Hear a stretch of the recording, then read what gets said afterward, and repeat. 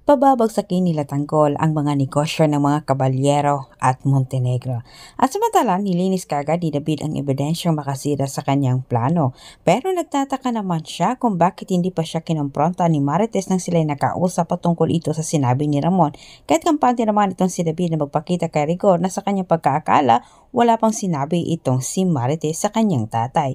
Ngunit walang kalam-alam itong si David na nakiramdam lang itong si Tess at naghihintay sa paglitaw ni Tanggol para makausap niya ito. Samantala, labis naman ang pasasalamat ni Catherine sa ginawang iskandalo ni Camille sa araw ng kanyang kasal dahil dito hindi natuloy ang kasal nilang dalawa ni David. Hindi na mahalaga para kay Catherine para alamin kung sino itong si Camille. Samantala, sa kabilang banda, ang grupo ni Tanggol ay pinapaalam din nila agad kay Premo at Amanda ang kanilang ginawa kay Facundo. Samot-saring negatibong komento naman ang mga nasabi nila Berting dala sa bugso nilang galit kay Tanggol patungkol ito sa kanilang operasyon na wala umanong nangyari. Munti ka na umanong malagay sa alanganin ang kanilang mga buhay. Pero tiwala naman itong si Premo na may ibang pinaplano umano itong si Tanggol para sa kanilang lahat.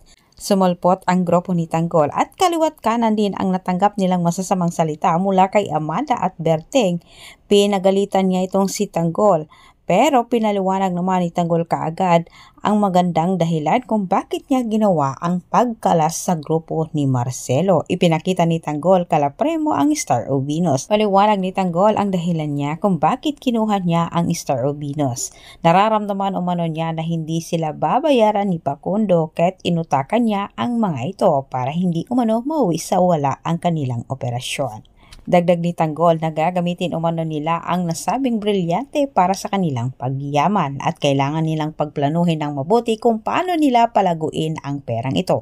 Maraming salamat sa panunod at pakikinig. Huwag kalimutang mag-subscribe dito sa aking channel para sa ating maraming karagdagang update kung ikaw ay bago pa lang dito sa aking channel. Muli, maraming salamat.